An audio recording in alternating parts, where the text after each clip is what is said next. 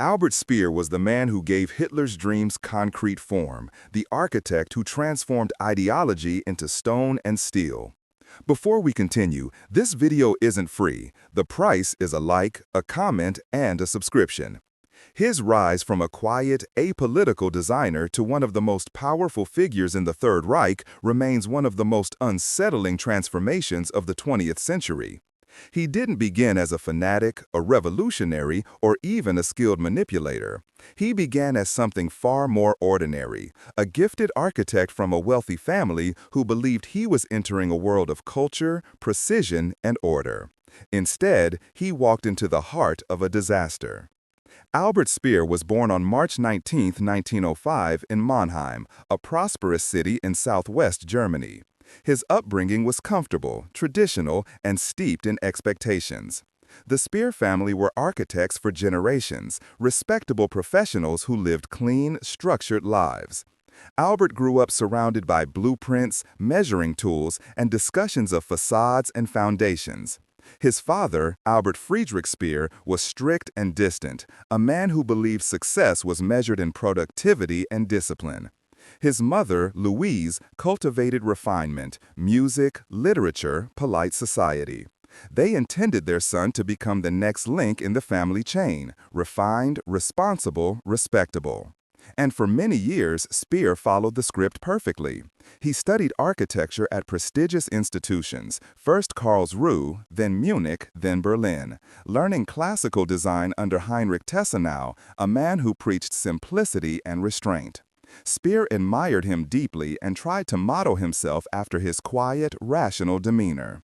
By his mid-20s, Speer had a reputation as a talented but conventional architect, someone who valued proportion and function over political theater.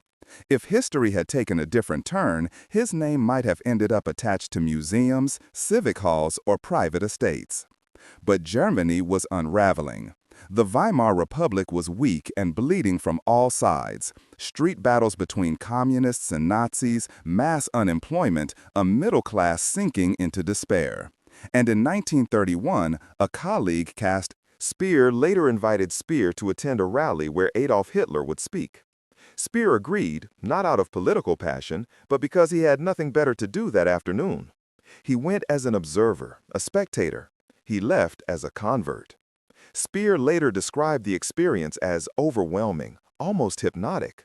Hitler's voice, the fiery certainty, the promise of national rebirth, all of it struck the young architect like a charge of electricity. He didn't question the ideology deeply. He didn't weigh the consequences.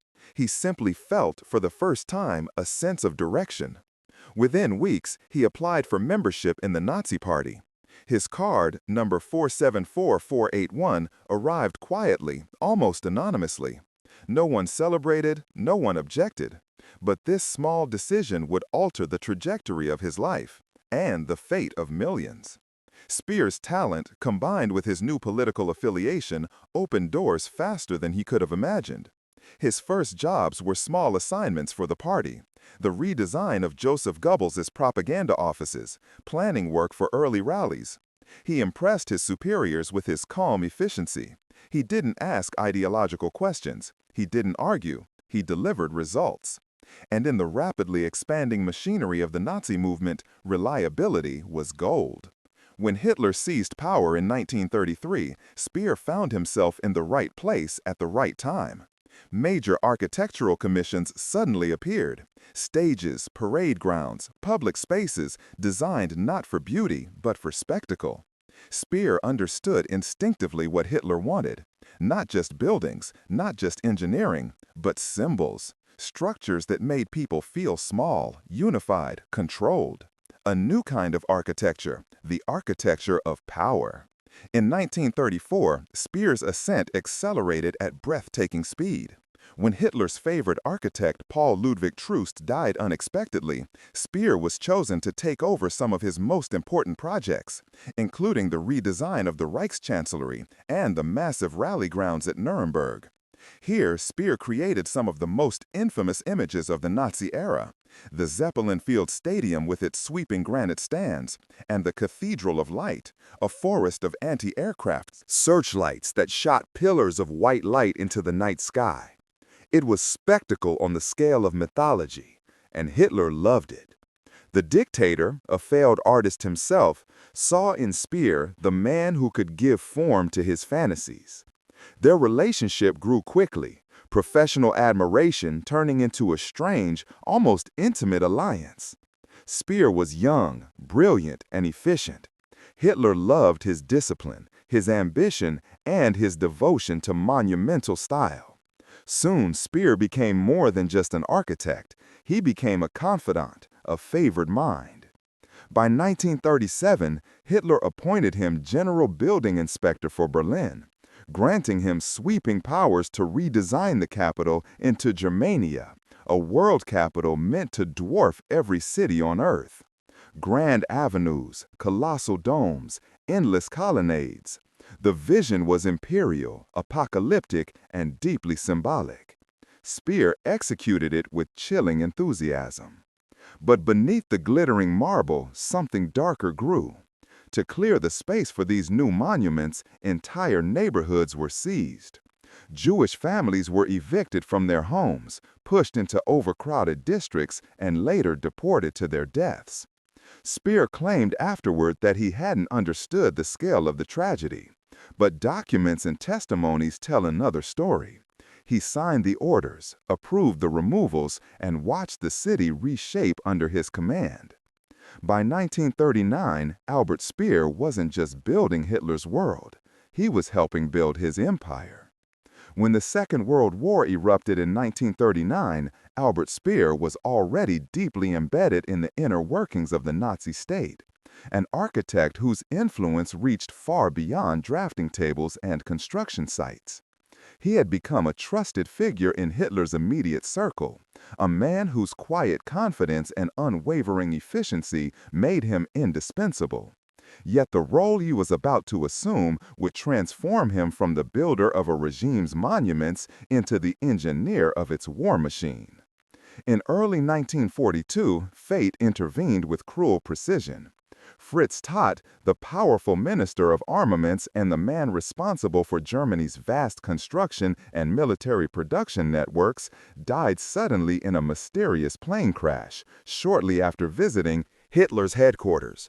The death sent shockwaves through the upper ranks of the Reich, but it also opened a door that only one man was positioned to walk through.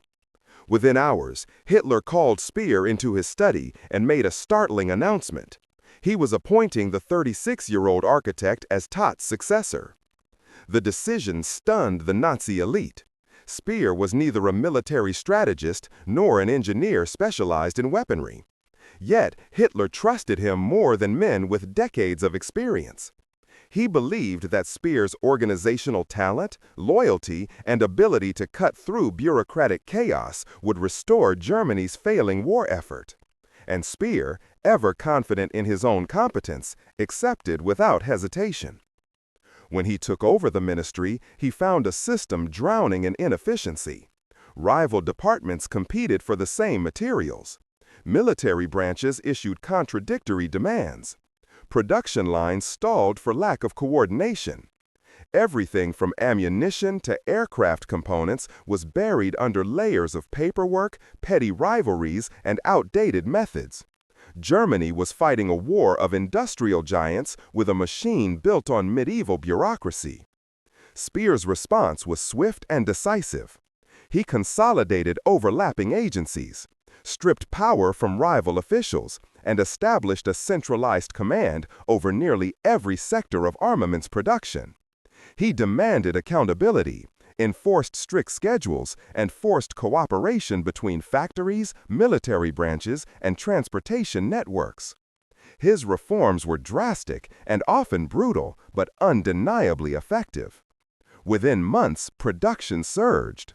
Aircraft output doubled. Tank and artillery manufacturing soared. Even as Allied bombs pummeled German industry, the numbers kept rising. Speer called it a rationalization of industry. The press hailed it as a miracle. Hitler regarded it as proof that he had chosen the right man. But behind the polished statistics lay a truth Speer rarely acknowledged. His miracle depended heavily on the massive exploitation of forced labor. Millions of foreign workers, prisoners of war, and concentration camp inmates were absorbed into his system under horrific conditions. As the war dragged on and Germany faced severe labor shortages, Speer's ministry grew increasingly entangled with the SS, negotiating directly with Heinrich Himmler for workers pulled from occupied territories and concentration camps. Factories under Speer's oversight used men and women who lived in barbed wire enclosures, starved, beaten, and worked to exhaustion. His ministry requested more labor repeatedly and received it. While he later insisted that he had been unaware of the worst atrocities, documents proved that his signature appeared on orders coordinating the deployment of forced laborers to industries essential to the war effort. He visited sites where prisoners toiled in lethal environments. He praised the efficiency of labor systems he later pretended not to understand. Yet within Hitler's inner circle, Speer presented himself as the rational one, the modern technocrat untouched by ideological fanaticism. He wore well-tailored suits, spoke calmly, and avoided emotional outbursts. This demeanor created an illusion that he stood apart from the cruelty surrounding him. In reality, he was one of the central figures enabling the regime to continue fighting long after defeat was inevitable. By 1943, Germany was collapsing on all fronts. The Wehrmacht had suffered catastrophic losses at Stalingrad. Allied bombing campaigns targeted industrial centers relentlessly. Fuel shortages crippled the Luftwaffe. The Eastern Front was a churning disaster. And yet, astonishingly, war production continued to climb under Speer's direction. Tanks rolled off assembly lines, aircraft engines were produced in record numbers, ammunition flowed steadily to frontline divisions. Hitler praised Speer constantly, calling him one of my most valuable men. The bond between them deepened further. Hitler valued Speer's loyalty and intellect, and often sought him out in moments of crisis. Their relationship became so close that many officers considered Speer part of the dictator's inner emotional circle, one of the few people with whom Hitler could speak openly, without pretense. And Speer, flattered by the trust, worked with relentless dedication to keep the war machine functioning. But there was a cost. Speer's days became an endless cycle of meetings, inspections, and emergency decisions. He traveled constantly, factories, construction sites, command centers, trying to control a collapsing empire. His ministry expanded like a shadow government, eventually overseeing not just armaments, but transportation, construction, fuel distribution, and communications. In many respects, Speer became the de facto manager of Germany itself. Yet the more power he gained, the more he sensed the war slipping away. By late 1944, even his miracle could no longer compensate for the overwhelming might of the Allied forces. Bombs reduced entire industrial districts to rubble. Workers died faster than they could be replaced. Raw materials vanished. Despite this, Speer continued to push, insisting that victory was still possible if Germany fought with total determination. But privately, he knew the end was approaching. He began keeping notes, letters, and reflections, documents that would later become essential to the myth he crafted after the war. A myth of the good Nazi, the technocrat who served the regime but didn't believe in its cruelty, the modern man trapped in a nightmare he didn't create. In reality, Speer had built much more than monuments or production lines. He had built the machinery that allowed the war to grind on, month after month, long after all hope was gone. By early 1945, the Third Reich was collapsing. Soviet troops were advancing relentlessly from the east. Allied forces were closing in from the west, and the cities of Germany were crumbling under constant bombardment. Amid the chaos, Albert Speer remained at the center of the machine he had helped build. His ministry continued to function. Factories still produced weapons, and trains still carried materials and forced laborers to the front lines. Speer's organizational genius had delayed the inevitable, but it could not prevent it. Even as the regime around him disintegrated, Speer held an unusual position. Unlike fanatical ideologues, he did not take part in Hitler's final hallucinations of victory. He did not march blindly into the Führer's bunker with plans to die alongside him. Instead, Speer tried to navigate the end of the war with a mix of pragmatism and self-preservation. He recognized that total destruction of Germany was imminent if Hitler's scorched earth orders were carried out. According to his own post-war accounts, Speer deliberately slowed or obstructed these orders, attempting to preserve infrastructure that would later be vital to rebuilding the country. Whether these actions were moral courage or a calculated bid to save his reputation has been debated by historians ever since. By April 1945, Berlin was under siege. Hitler committed suicide on April 30, leaving Germany leaderless and fractured. Speer was acutely aware that his position made him both powerful and dangerous. The Allies were systematically rounding up Nazi leaders. Many of his colleagues, from Goering to Himmler, would soon face execution or suicide. Speer's path required careful calculation. He chose to surrender to the Americans rather than fall into Soviet hands, recognizing that the Western Allies would likely treat him more leniently and that his intellect and administrative record might make him valuable as a witness or consultant. When Allied forces arrested him in May 1945, Speer presented himself as a remorseful technocrat, a man who had served his country but remained unaware of the full extent of Nazi atrocities. He emphasized his focus on engineering, logistics, and production rather than ideology or extermination. Speer's calm demeanor and carefully crafted persona stood in stark contrast to many of his peers, who displayed panic, anger, or unrepentant arrogance. Even among hardened interrogators, Speer's conduct impressed. He was articulate, thoughtful, and cooperative, qualities that would become central to the post-war narrative of him as the good Nazi. During the Nuremberg Trials, Speer faced charges of war crimes and crimes against humanity, primarily for his role in exploiting millions of forced laborers and sustaining Germany's war effort long after defeat was certain. He admitted general responsibility for the crimes of the regime, but denied specific knowledge of the final solution. This nuanced position, combined with his meticulous record-keeping and disciplined testimony, created a unique image, willing to acknowledge guilt without confessing direct complicity in atrocities. Despite overwhelming evidence that his ministry had profited from forced labor programs, the tribunal took into account Speer's cooperation and his apparent acceptance of moral responsibility. In October 1946, he was sentenced to 20 years in Spandau prison, avoiding the death penalty. His treatment reflected the complex duality of his role, both a key architect of the Nazi war effort and, in the eyes of some, a man who had maintained a degree of humanity and rationality amid unimaginable chaos. Life in Spandau was regimented and isolating, yet Speer adapted with the discipline of a man used to systems and order. He developed strict daily routines, reading, writing, walking, precise circuits in the prison yard, and reflecting on both personal and historical responsibility. Over the years, he compiled notebooks and diaries that would later serve as the foundation for his post-war writings.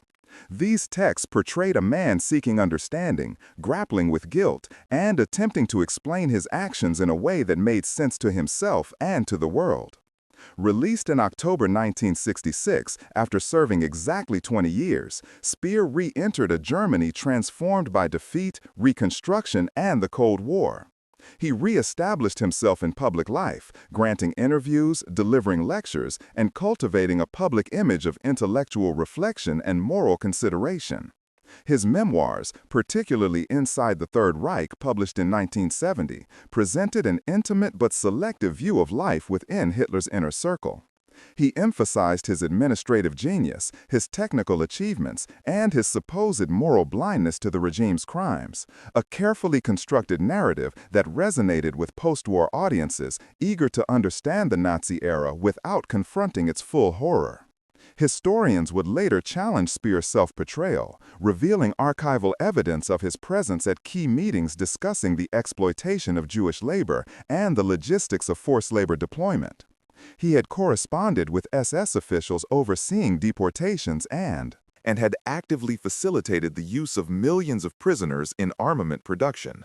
Speer's later claims of ignorance or moral detachment were scrutinized and often dismissed as selective memory or self-serving deception. Nevertheless, his writings, public demeanor, and articulate reflections allowed him to retain a controversial, ambiguous legacy, the skilled technocrat, morally aware, yet deeply complicit.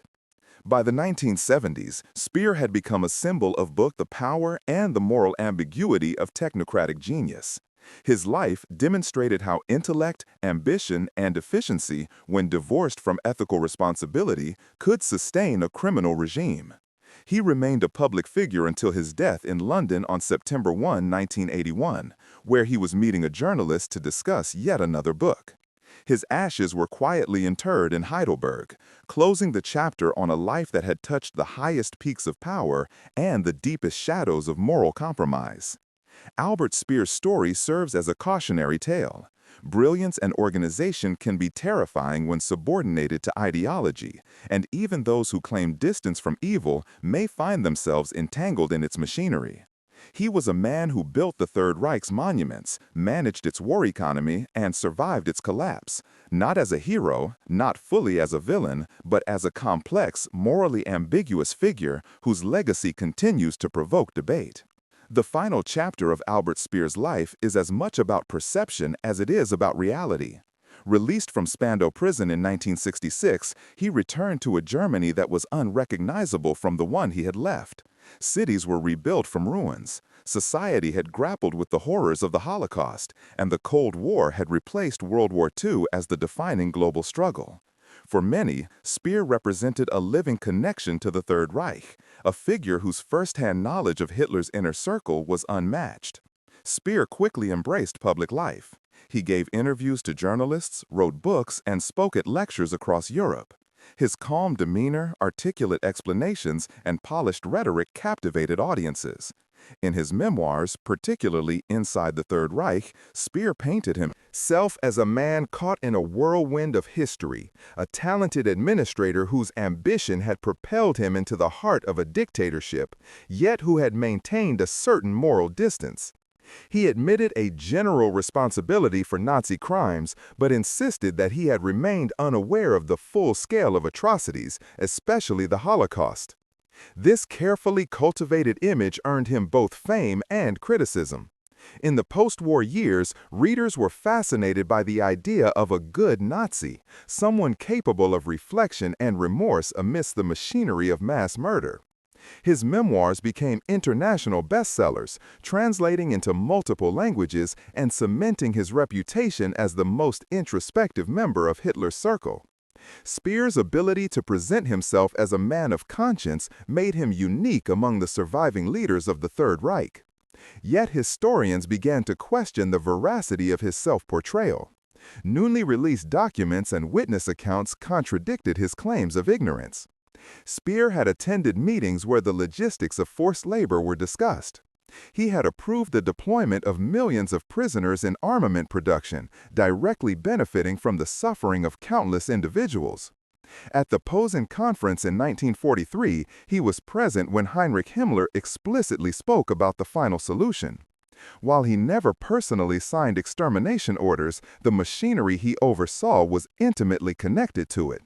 Scholars argue that his moral blindness, selective memory, and self-deception were key elements in his survival and post-war rehabilitation. Even so, Speer remained a symbol of duality, brilliance and complicity, reflection and denial.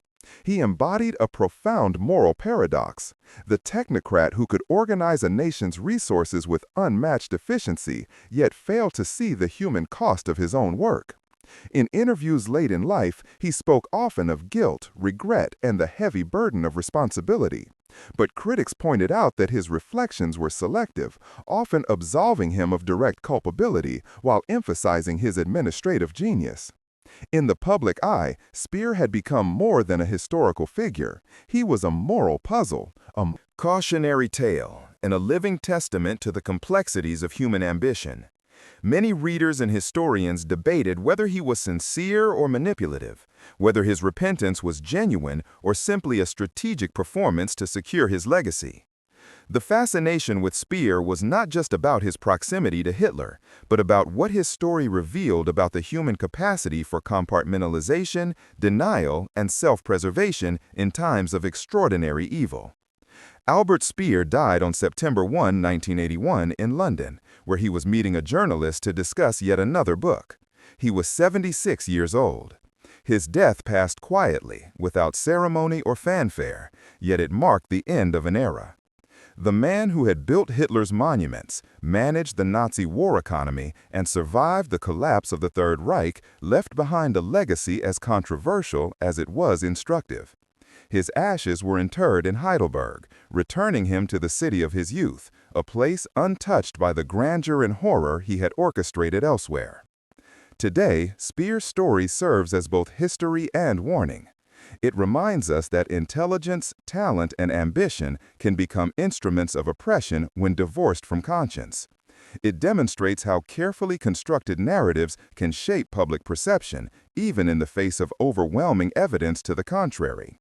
And it challenges us to confront uncomfortable truths, that ordinary people, even those of remarkable intellect, can become complicit in unimaginable crimes when seduced by power and ideology. Albert Speer remains a study in contrasts. He was the architect of monumental stone, the manager of mass destruction, the technocrat with a conscience, or the conscience he wanted others to believe he had. He was admired, condemned, celebrated, and debated. His life story, spanning from the quiet streets of Mannheim to the corridors of Hitler's power, from the chaos of Spandau prison to reflective interviews decades later, illustrates the dangerous allure of brilliance untethered from moral responsibility. In the end, Speer's legacy is not simple. It is a mirror reflecting the capacity for both creation and complicity within a single human being. It is a warning about the seductive power of authority, the dangers of self-deception, and the enduring challenge of understanding human responsibility in the face of historical catastrophe. Watching the rise and fall of Albert Speer, we are forced to ask ourselves, how far can intellect and ambition carry a person before morality becomes optional? And what remains when the monuments crumble, the war ends, and only history bears witness? Albert Speer's life ended quietly, but his story continues to echo, a cautionary tale, a historical enigma, and a reminder that genius without conscience can leave a world scarred forever.